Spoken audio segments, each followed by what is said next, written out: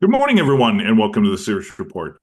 My name is Ken Georgia, and I'm here with Paul, as always. And Paul got an interesting thing. Yesterday on Twitter, you did a response to someone in regards to the questioning whether Trump was going to reveal and release the JFK tapes, etc. Ironically, not more than 3 hours later, an executive order was signed bringing out and releasing those tapes plus a few things others.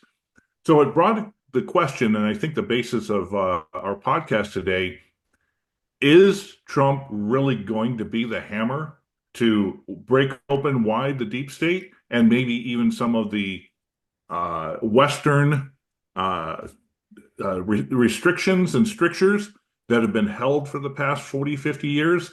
Or is this just something that's hyperbolic at the beginning and in the end is just going to fizzle out? Paul, as always, I want to thank you for being a part of the discussion. And what are your thoughts on some of the things you've seen in the first week of his new administration? Well, firstly, I think you're exactly, pardon the pun, also hit the nail on the head because this is the whole basis. I mean, there was a lot of expectation with Trump. First time around, I mean, I can tell you because of people I knew who really was the first person who came out before Trump was nominated, even for 2016, to say Trump will be the next US president unless they tried to do something to stop him. And of course, he was the US president. There was huge expectation that he was going to take a proverbial sledgehammer to the deep state. Of course, that failed to materialize. There are people who will say, well, he was never supposed to do that. It was just a myth. But I absolutely would say to the contrary. Okay, he failed, and that is the truth of the matter. It's not entirely his fault. Yeah, he made some bad policy decisions with personnel he had in office. There are claims, and I don't know whether this is true, that he didn't expect to win. He was surprised he won, and when he won, it was kind of like, oh, hang on, I really am the US president. And, therefore he wasn't prepared in any way, shape, or form. So he's kind of just, to coin a phrase, as I say, flying by the seat of his pants through the whole presidency. And maybe that's partly why he failed to achieve any objectives. This time around, he was prepared. This time he'd had the experience of his first term. Things are very different from his perspective, but that doesn't necessarily mean he is going to achieve those objectives or, in some people's eyes, ever intend to achieve those objectives. But he has initially made some interesting statements. Some of them, I would say, are a bit ridiculous, but Trump's quite colourful. He'll throw a load of statements out.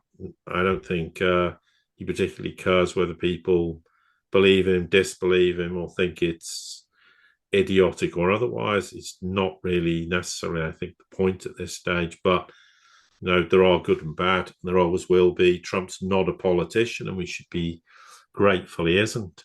But yeah, I think there are some things worth discussing. And you mentioned at the outset of the podcast, Ken, this whole thing with to do with, I think it was JFK, it's supposed to be RFK, Robert Kennedy as well, and apparently Martin Luther King. I don't know whether it covers all those, but they're supposed to now release all the files. Now, I made a point on X of going, if he's really serious as a president to do what he was supposed to do the first time around, then one of the first things he should do is release the JFK files. Now, apparently that's going to happen. I think you get 45 days they have under, I don't know whether how that works exactly, and it's certainly not a constitutional thing, but they have that long, and then the files have to be released. Now, of course, that raises a couple of questions. Firstly, is it even going to happen? And secondly, will it be redacted or unredacted? Because there's no point releasing a document that's got most of the words blanked out. It's kind of pointless because we don't know anything. So, question is, should it be fully unredacted? Then, so basically we see everything we want that should be there, warts and all, so to speak. So I don't know. I mean, it remains to be seen what happens, but the question is, if it does happen, then that's a huge statement of intent, because there's no doubt for quite a long time there are people who, and they're not even people who are necessarily anywhere near the establishment anymore, because think about it, happened, well, over 60 years ago. So is it really, so there's no going to be around who are in, but it's the institutions that would be deemed to be complicit, and we're not here to make past judgment on who that might be, because it's kind of irrelevant. But it would bring into serious question the role of the United States, as everyone rightly, I think, believes the US was responsible. I'm sure there are people who don't, but I think it's a general considered belief that that is the case. So if it does, therefore, release those files, warts and all, then I think we're in a situation where you might start to, in just in one example, believe that there is a desire to really go for the jugular and say, okay, we've got all these skeletons in the closet and we need to start cleaning house. And this would be a great example of that, because I'm pretty sure there is an awful lot that would be in there that would be acutely embarrassing for a whole raft of government departments inside the United States. Whether that involves people in Congress, we don't know. Whether it involves the security services, Homeland Security, whoever, anyway. But you get the point. So I think that's, for me, is an initial point worth making, that this is now being, the wheels are being set in motion. So let's see what happens. But if it ends up with a document that is totally unreadable, then frankly, it's a waste of time. But hopefully that isn't the case. Yeah, I think the most important thing about all of this is the fact that somebody like Donald Trump, and we're seeing, of course, the rise of what would be considered right-wing political parties, nationalistic political parties. And if you go back in history, and most people don't, but the second and third decades of every century is a populist frequency shift movement. In some of it's large, some of it's extravagant, major changes. Some of it just is more part of the third and fourth turnings. But at this point in time, the American people, and in many cases in Europe, they've lost confidence in nearly every institution of their society. And of course, whether it's the mainstream media, whether it's, the government agencies, law enforcement agencies, all across the board, Congress, the judicial system, the education system, everything has had an extreme loss of confidence that people do not believe in these institutions. So doing something like releasing the JFK, MLK, RFK files, um, bringing in and doing what you say you're going to do. And we've already seen this in the first week. ICE and the immigration, they're going after the criminals. They're sending troops to the border, even if for a short time. Certain things are being done, and that is the absolute most important thing you have to do to start getting confidence again in the populace of their government and of their institutions. Now, on the flip side, the question is going to be, where is Trump going to be successful? Where is he not? And foreign policy was always a big stickler, because if you remember going back to his previous administration, he was able to get a lot of the domestic things he wanted done achieved, not all, but many of them. And it was only when he started dabbling in foreign policy, whether it was the get together with Vladimir Putin, bringing Xi to Mar-a-Lago, and then of course when he started looking into Ukraine, that's when the establishment, the deep state, really came upon him. It was impeachment. It was all these things that were holding him back. The individuals he thought were loyal in his cabinet stabbed him in the back, turned against him, and he pretty much the rest of his term was nothing. Hopefully, he's learned from that, but unfortunately, we are already starting to see some of the ignorance, not just of the president, but also of members of his cabinet or those who are giving him information. One example was recently he was being questioned and he was talking about anybody who doesn't use the dollar, we're going to go after BRICS. And he posed the question, somebody brought up Spain, and he said, well, isn't Spain in the BRICS? So his ignorance of many of the geopolitical things going on, whether it's Ukraine, whether it's going on with the BRICS and what he wants to do with the dollar and forcing the world. But take for example Russia.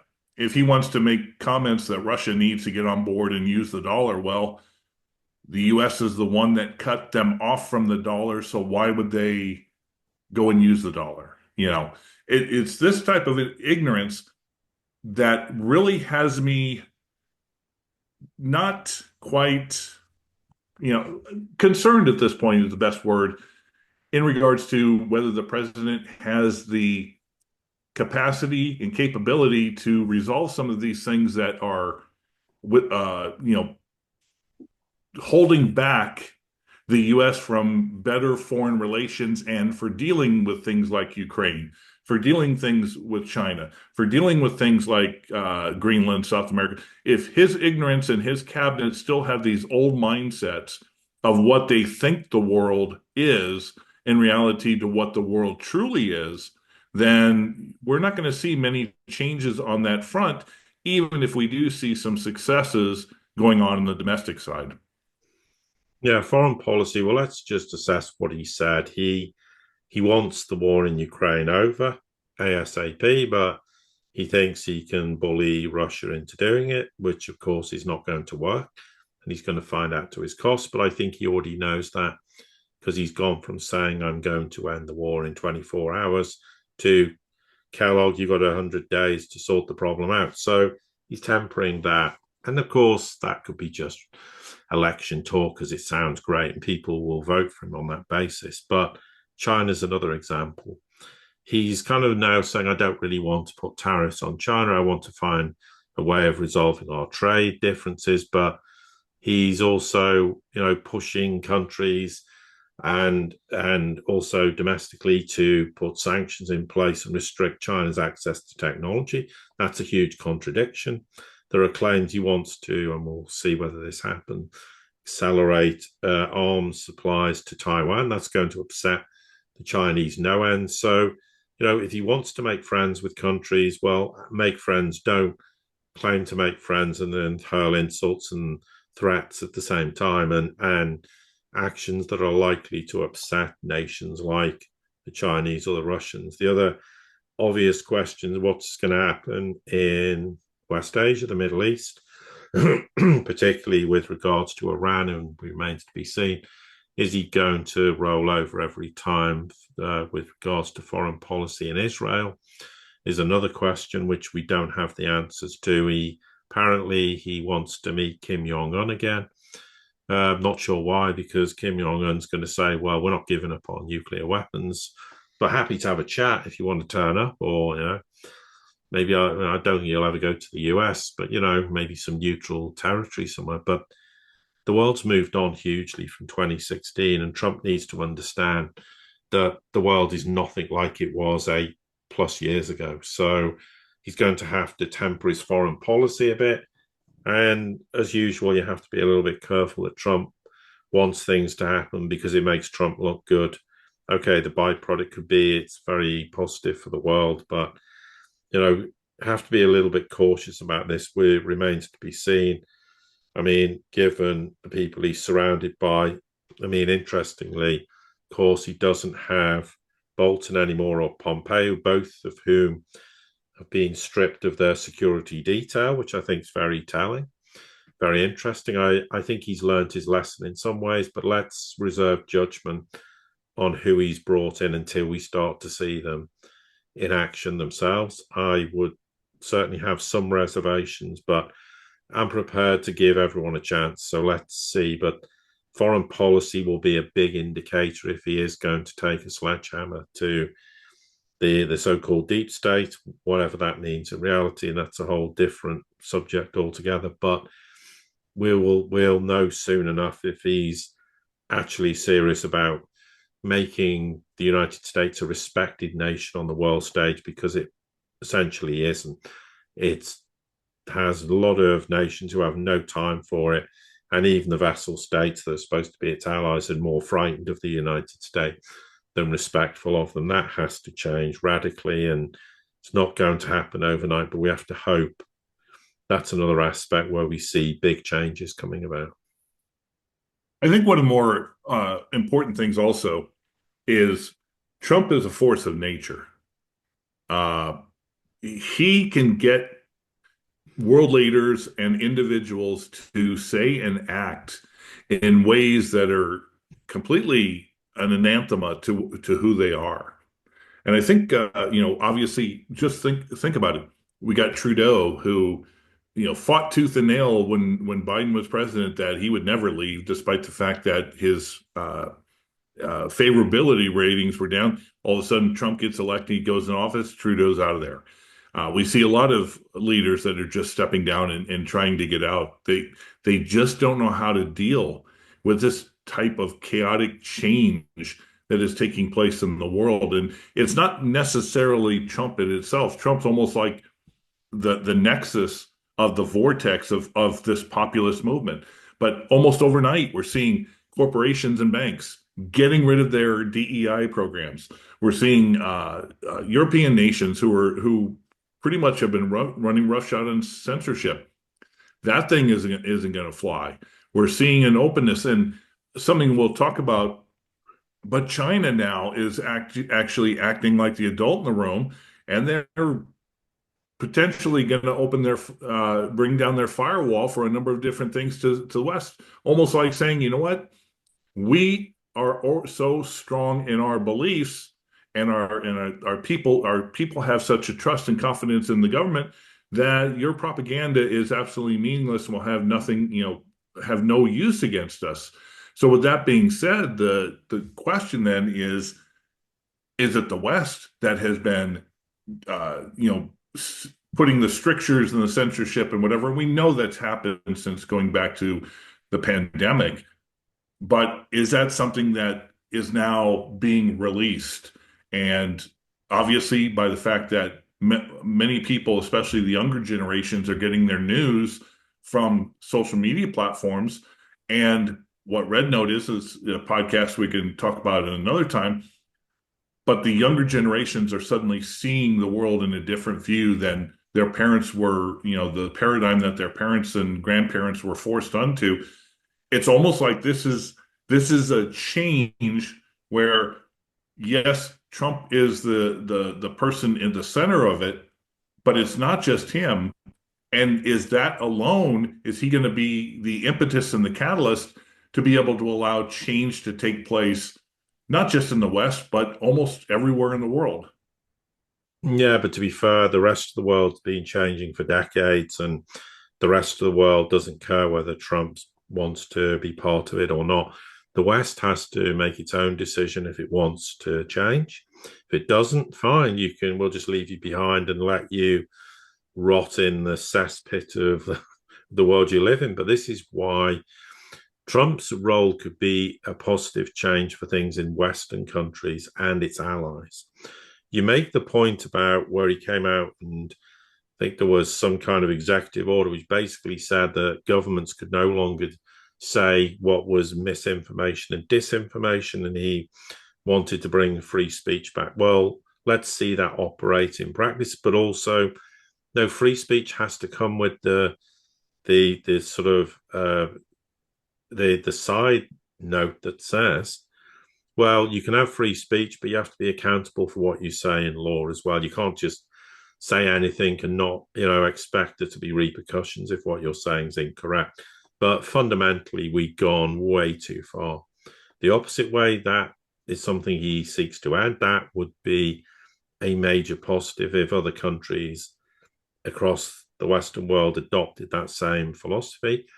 There is the whole issue, and I'm not getting into specifics, where the whole idea of wokeism has to come to an end. And I think a lot of it is already starting to fall by the wayside. But with Trump in office, that will likely accelerate that process. So No, these are things that would fundamentally change people's perspectives and start to believe in governments who actually aren't there to dictate to the people, but are supposed to be there to support the people and make a country better on behalf of the people and not, well, for the so-called chosen few. So I think they're important points.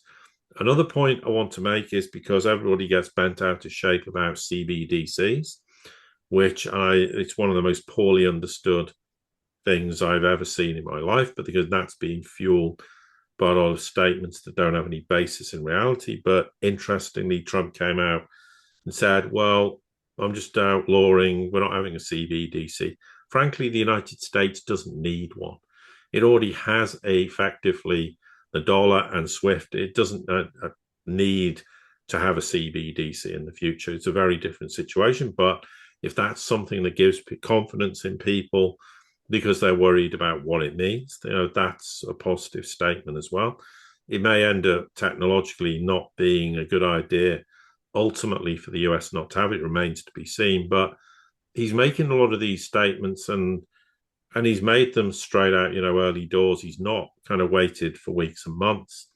He reneged a lot of, I think, 78 executive orders Biden meant. Okay, some of that might be just childish, but probably quite a lot of those would be better to have been reneged, sorry. So you can arguably say that's a positive as well. It is very early days. You have to be extremely careful that we don't over-egg what he's doing and come to the wrong conclusions. But also, I made a post on X, I think is very important. It's one thing to dislike Biden, and I am no fan of Biden whatsoever. But you have to look at everything Trump says and go, well, if Biden said this, would I think it was a great idea or a bad idea? You can't have a situation where just because you want Trump in office, everything Trump says is right. And if you say anyone like me who contradicts that and says, well, this is right and this is wrong, you're a Biden supporter. This kind of binary thinking is one of the worst examples of ignorance in the Western world. We need to stop this. We need to assess Trump. You might be the biggest supporter, or you feel you are, in the United States. But if he makes bad decisions, say he makes bad decisions, because it's up to his support base to highlight the mistakes he made, to make him a better president, and to make him so potentially he will make better decisions. Don't just agree with everything he does, because then you're validating that everything he says and does is correct. And there needs to be checks and balances. There needs to be someone there to point out to him when he does make mistakes, because he will make mistakes and he has made them. And he's made some very silly statements already, saying things like, well, Russia stole the hypersonic technology during the Obama administration. No, they didn't. And, if that was the case, why has the United States not got hypersonic? And then you get people saying, oh, they do have hypersonic. They don't. It's understand what hypersonics mean. It doesn't just mean something that travels fast. It goes a certain speed. The hypersonics Russia and China have are the kind of weapons that would blow your mind if you saw them in operation.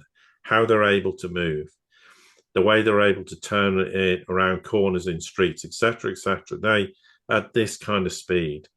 It's a totally different dynamic. So be very careful, as I say, what you believe. And if you're a pro-Trump supporter, that's fine, but temper it. And if he makes mistakes, say he makes a mistake, because at the end of the day, he needs, and that's my biggest concern. I don't think he has anyone who's prepared to stand up to him and go, look, Donald, sorry, you're wrong about this. Yeah, and this is why you're wrong. And he's prepared to listen and accept that. I'm not sure he's the best person to do that, but he needs to do that, because if he is serious and he talks about this golden age for the United States, well, if he wants a golden age, then he's going to have to listen to people who will tell him why certain policy decisions are not going to work, why some of the decisions would have to be amended or changed so they do work, and then told, well, okay, this is a policy decision that will work. Because if he doesn't have that, then he's doomed to fail. Because the job inside the United States is absolutely enormous. and it's taking the whole country, with taking a sledgehammer to every aspect of it, building it from the ground upwards, not just financially, not just politically, but also societally, everything, to enable the United States to be what I think everyone who's sensible and pragmatic in the world would like to see: a great nation amongst equals. I've said it way too many times for far too long, but I want that to happen. But if in the process I have to savage the US along the way, it's for good reason. I'm not doing it just because I can do it or I have a platform to do it. I'm doing it because it's common sense. It's factually correct. And the US wants to change things economically and financially, great. But if you think you're going to implement policy decision the way it's been said now, it can't work. So don't even try it. Try and do something that can work. And in the end, it will benefit the United States, and a stable United States is going to be an enormous benefit to the rest of the world. And Putin and Xi know that better than anyone. You know, in the U.S., and especially over the past couple decades, the American people have made their presidents into a cult of personality. Whether it was Hope and Change with Barack Obama, so much so that they were creating and singing songs in kindergarten about him. Same thing with Trump. The massive rallies and the just the overall thing that, sort of aura that's come around him. But the fact of the matter is that governments should be by the people for the people. And if the elected leaders are not doing what is best for the people, then, as you rightly said, we need to speak out on the things that are going wrong. We need to praise the things that are going right. We need to make adjustments and realize that nobody's perfect. There's going to be things that benefit some but don't benefit others. And hopefully, that in the long run, it's going to be a benefit overall to the greater good. But with that being said, we're going to have plenty of time over the next 4 years probably to talk about things that are successful, that are not successful. And it's one of the reasons why we talk about the things that are going on in the multipolar world, because in the end, we want to see everybody succeed for the right reasons, whether it's China, Russia, the Middle East, West Asia, India, the United States, South America, because that's a benefit for humanity overall. Paul, I want to thank you as always for your time in this discussion and for your great insight. Yeah, and likewise. And to everybody at the Sirius Report community, thank you for all of your support. Don't forget to like, share, subscribe, comment, send this out to anybody you think it might be important to. And until the next time we get together, have a great day.